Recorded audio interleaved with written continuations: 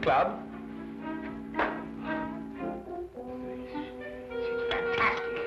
It's incredible. Watson, my dear fellow. Absolutely fantastic. Oh, what's happened? You look as if you'd seen a ghost. A ghost? Brandy, that's what I need, brandy. Brandy. Yeah. Oh, thank you. Who struck you? Well, you said it yourself. It was a ghost, without any previous warning at all. He hit me in the eye. Yeah, wait a minute. Yes, I think you better have another. Well, thank you. And now I'll begin again. Who struck you? Upon my words, Holmes, it was a ghost. The ghost. Huh? Do you have a headache, Watson? It may seem humorous to you, but I mean, look, let me tell you from the beginning. Yes, please do, but start right at the beginning. Right, well, I was on my way back from the club. You see, it was about 8 o'clock. And I got into Spencer Street, and I was just opposite that little tobacconist, you know, makes that big Yes, I know, yes. Go on, Watson. What did you do then? Well, I saw a man in front of me suddenly clutch his chest. He was walking towards you? How do you know? Well, I mean, you said he staggered and clutched his chest. You must have been, Yeah, that's logical. Anyway. Yeah, well, anyway, I rushed up to him to help him, you see, and he's still able to mumble something about, he had a heart, and he lived in 19 Hooper Street, and would I help him get there? There were no other pedestrians? No, the street was completely deserted. Good. Go on. Well, then his landlady let us in, and he was unconscious by that time, so I carried him up to his room, and I laid him out in his bed, and Holmes, he was dead. Now, look here, Holmes, he was absolutely, completely, and utterly dead. I couldn't make a mistake about a thing like that. No, of course you couldn't, old man. No. Go on, then. What happened next?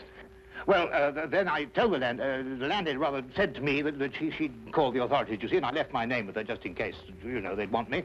And then, well, I thought it would be rather more delicate if I left, you see. I mean, he must have relations. Yes, it's quite right, Watson. A most delicate situation. Yeah. What was the man's name?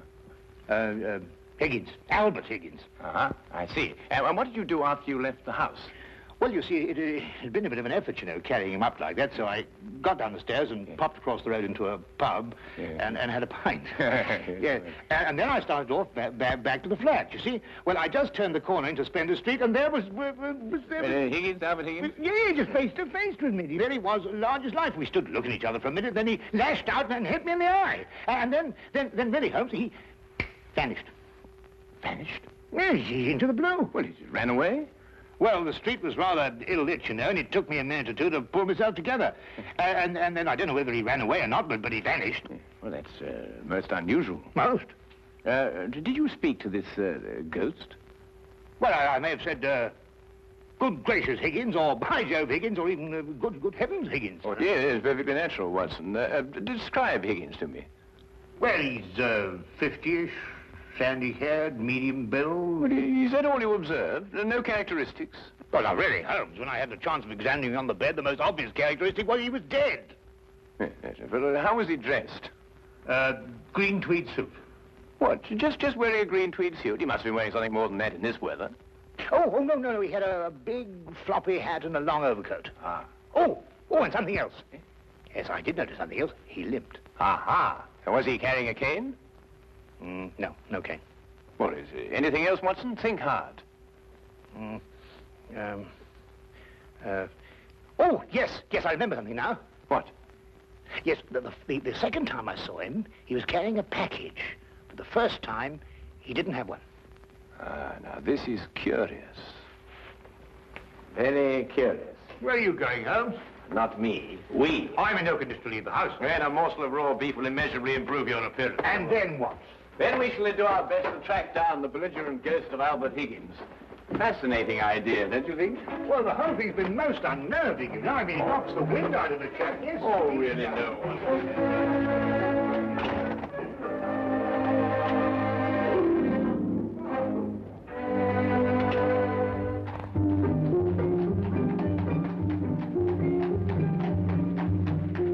He was also a rather flamboyant character by the wide, rakish brim. I see he was an artist, too. He hasn't painted very much recently. Notice the specks of paint underneath the brim here. And not house paint, but canvas oils. Here, what's this? How are you, Jensen? What are you doing in poor Albert's room? Oh, good evening, Mrs. Blake. You remember me, Dr. Watson? You're the bloke who brought poor Albert in. Yes. Who's your gentleman friend? This is Mr. Sherlock Holmes. Mrs. Maggie Blake, the landlady. Pleased to meet you, I'm sure, Mr. Holmes. Oh, poor old Albert. He was proper fond of life, Albert was. He wouldn't have popped off if he'd had his way. Oh, few of us would, madam. I was around to the local having me good-night pint. And grieving for poor old Albert. He would have wanted a proper send-off. With a pint of mild and bitter, Albert would. No doubt he would, madam. The body, I see, has been removed by the authorities. Oh, poor old Albert on a slab. Oh, dear, dear. Have you notified his next of kin, Mrs. Blake? no, he had none. He was all alone. Oh, I see. Where was Mr. Higgins employed, madam? At the Pembroke Museum, right around the corner in Spender Street. It's a picture museum. Albert was a day watchman. A day watchman, you say? Well, what were his working hours? 9 in the morning till 9 in the evening. Punctual as a clock, Albert was. Never late a minute. Poor Albert. He always came back from the museum, then, at a few minutes after 9 every evening. Aye, to make his supper. He was a proper good cook, Albert was. Excuse my saying so, madam, but aren't you mistaken? Surely it's a little after 8 when Mr. Higgins finished work? Because it was only a little after 8 when I picked him up this evening and brought him here. Oh, no, Doctor. It was just after 9.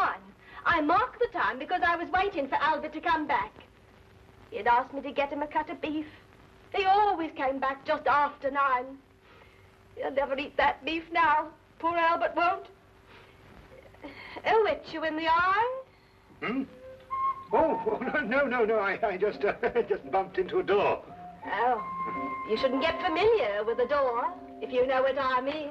Well, really, that... Yes, I think we've found out all we can for the time being, Watson. Thank you, madam. We shan't intrude on your grief any further. Poor old Albert.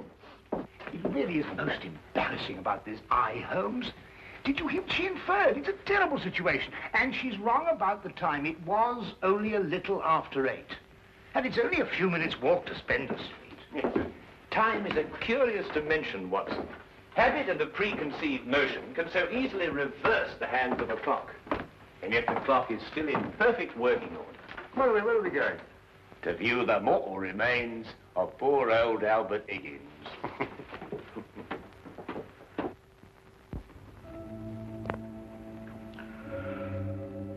Well, there he is, Mr. Holmes. Nice and peaceful, I gave. Poor chap. See anything, Holmes? Nothing that I haven't already deduced, except that I drew an erroneous conclusion from his hat.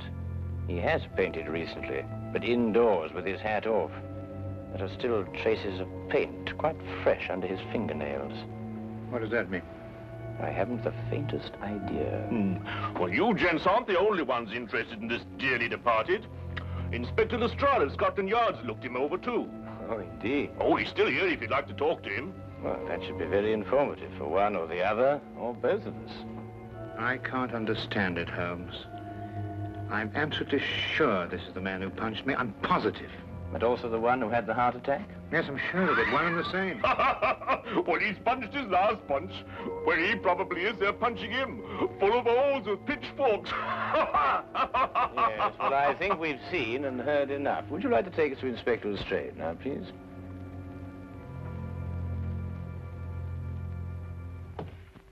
Ah, hello, Inspector. Oh, Mr. Holmes, I'm surprised to see you here. Now, this is one case you can't make anything queer out of. Oh, then why, my dear Inspector Lestrade, are you here? Well, when they brought him in, somebody recognized him as Pound-Note Albert Higgins. I come along to check their identification. We like to keep a track of our old pals, you know. What was he in prison for? Counterfeiting. He made the best pound note you ever saw. Yes, he was a real artist. Lestrade, there's no doubt as to the cause of death, is there? Oh, sorry, Holmes. Heart failure, no foul play. I understand you were with him in his last moments. Yes, I was with him on the street when he had the attack, and I took him home. There's nothing you could do, I suppose. Nothing. He was dead before I had a chance to do anything. By the way, what time was he brought in? Oh, let me see now. It would be about, yes, here we are. 9:45. Higgins' landlady notified Constable Smithers at 9:30. Smithers had them remove the body in a matter of minutes. Inspector, are you sure it was 9:30 and not 8:30? No, 9:30. It's right here in Smithers' report. Why? Oh, No, it's nothing at all. You're quite sure, Lestrade, there's nothing more to this than a simple case of natural causes? Ah, no, there's no mystery at all. No mystery, Mr. Holmes. Hey, what happened to your eye, Dr. Watson? Oh, I bumped into a door. A door? Oh, well, that's a new one anyway.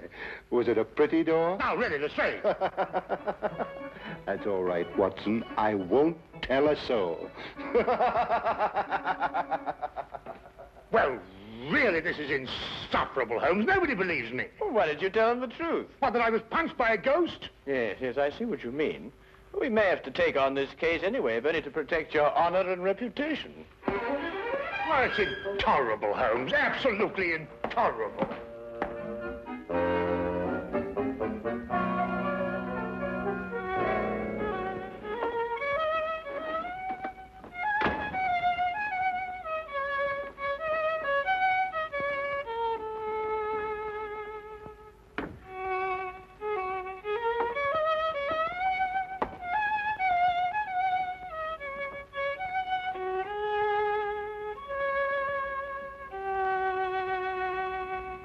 Oh, evening, Watson. Anything wrong? No, nothing. Of course not, everything. Oh, you're sure you're not brooding over last night's affair, are you? Of course I'm not. Don't be so ridiculous. Oh, come on, out with it, man. Well, No, there's nothing to come out with. I don't know what you're talking about. Oh, come on, Watson, there's something on your mind. Well, Gosh, you'd never believe it. Nobody'd believe it. Well? Well, I met Albert Higgins in Spender Street again, tonight. And he punched you again? He pulled my nose. Really? Very, very interesting, Watson.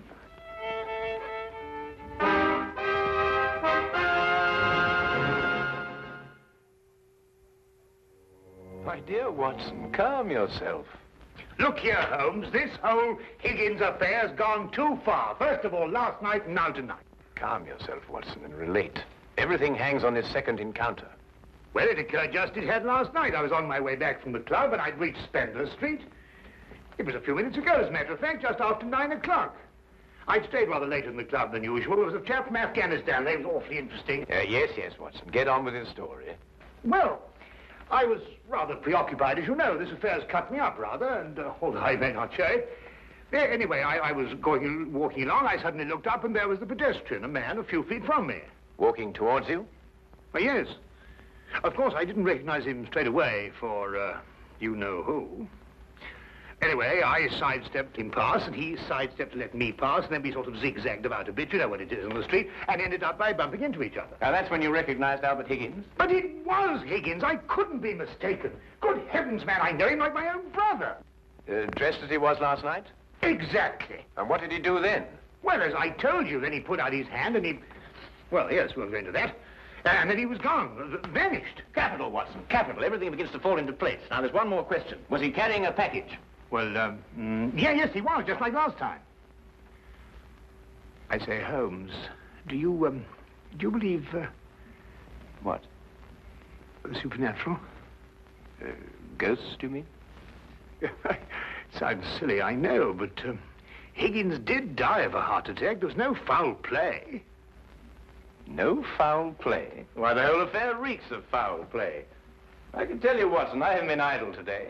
Do you know that the Pembroke Museum is showing a collection of paintings on loan from the Italian government, and that included amongst those paintings is Leonardo da Vinci's Moonlight Madonna? Well, I did read something about it in the paper. What's that got to do with Albert Higgins? Well, we must now pay a visit to the good inspector and inform him that if the ghost of Albert Higgins hadn't struck you in the eye... And pulled my nose. And pulled your nose, I would never have suspected the Moonlight Madonna would be stolen from the museum. What? Well, it's quite obvious, isn't it? Well, of course. I see. Oh, thank you. Well, we'll soon know, Mr. Holmes. But if the picture's still hanging in its place and we've dragged the curator out of bed to check on it, well, false alarms like this don't exactly help the yard's reputation, you know. And what about my reputation, Inspector? When I say a man died a little after 8, he died a little after 8 and not a little after 9. And when I say these ghosts punched me in the eye half an hour later, hang it, he punched me in the eye. Oh, we all have our off days, Dr. Watson. To err is human, as the poets say. And furthermore, if I tell you that I bumped into this chap's ghost again tonight, You didn't tell me about any second meeting. Oh, didn't I? Well, nothing. An hallucination, that's what you had, Dr. Watson. Yes, it's, psychological. That's the thing in crime today, psychology. I've been studying it, you know. You astonish me, Inspector. Oh, we're not as backwards as you think, Holmes. No, we like to keep abreast of the times. Though I don't mind admitting I don't think the psychology's got much of a future. Oh, come in. Ah, Wilkins, you saw the curator? Oh, yes, sir. I called him, Mr. Bentham, as you instructed, sir. He was quite excited when I told him this picture called The Moonlight Madonna had been stolen. And so we rushed around the corner to the museum. And? Well, sir, the picture was there, hanging in its proper place. Good night, sir.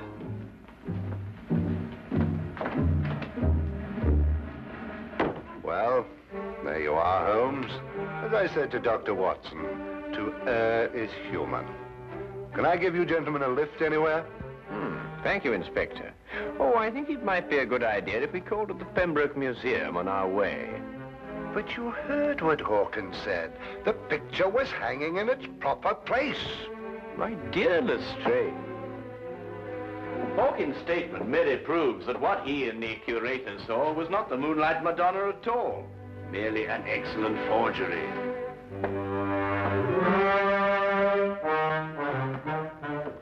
What's he talking about? Art, ghosts, my black eye, and psychology.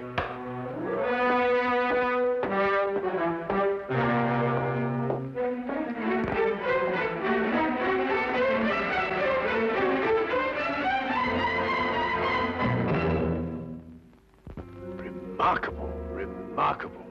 Only a microscopic examination of the brushstroke shows it any different from Da Vinci's work.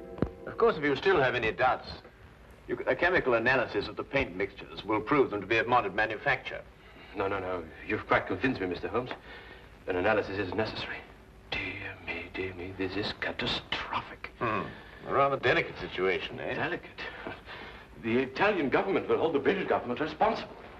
Now, the painting is an Italian national treasure, and the theft could easily affect a pending treaty between the two nations. Oh, Mr. Holmes, you must find the original before the Italians learn the painting's been stolen. The British government will hold me responsible.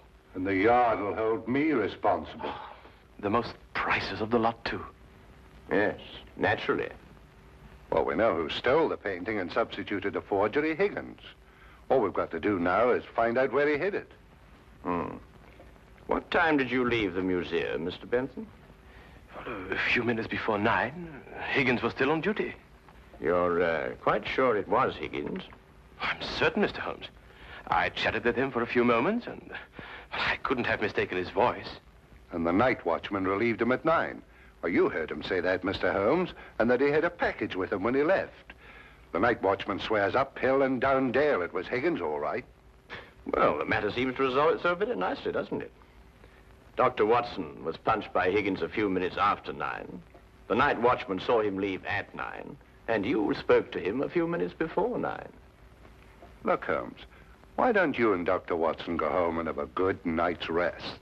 From now on, it's nothing but plain, ordinary, simple police work. Nothing you could use a magnifying glass on. True. True, Inspector. Well, good evening, gentlemen. Yes, well, good night, gentlemen.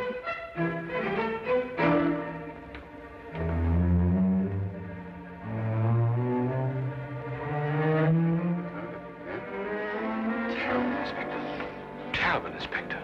Terrible. What do we do now? Interesting affair, eh, Watson? Look, I don't care what anybody says. It was after 8 when Higgins punched me. Well, has it occurred to you that if Higgins didn't punch you, who had the heart attack? Well, now look here, Holmes, Oh, confound it, for all I know, it was Higgins who punched me and his ghost had the heart attack. Come on, Watson.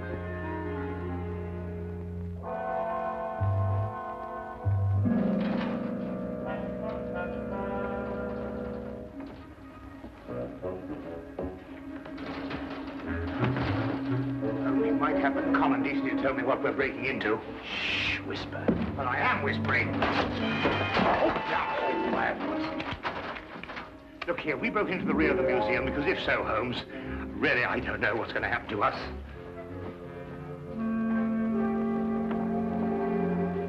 Here, hold this. What? Oh.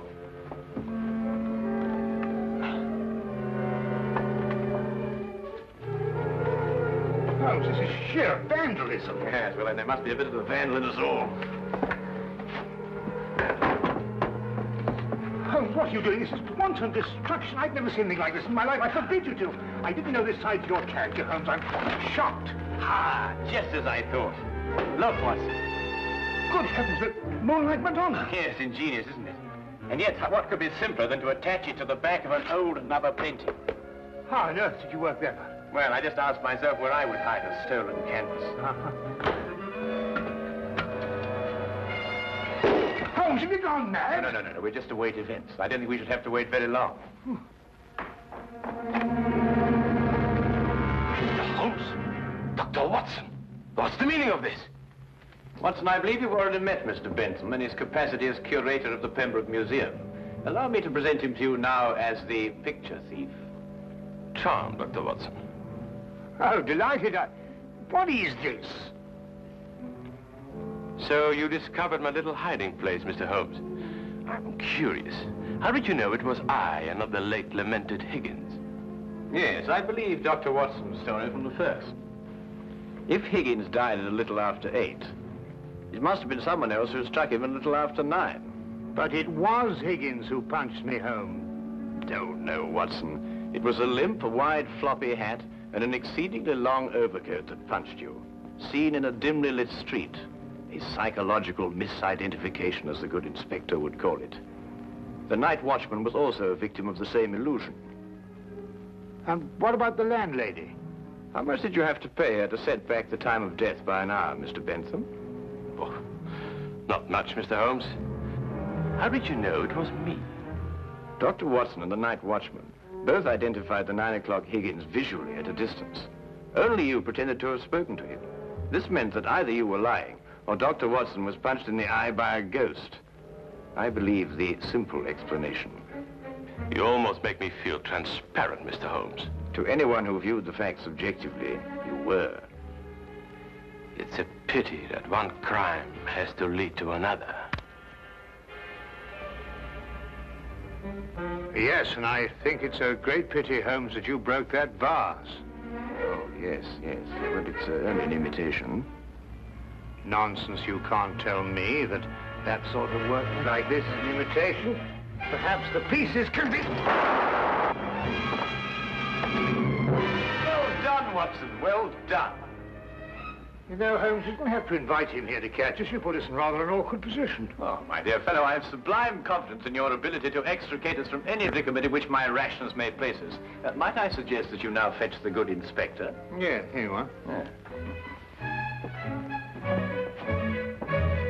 Excuse me. I say, Holmes, Bentham punched me in the eye. Who was it tweaked my nose? Well, my dear old chap, it was absolutely imperative that I make certain that the limp, the hat, and the coat were really capable of fooling you. You? Yes, I regret to say I not only tweaked your nose, but I also pulled your leg. Oh! Why,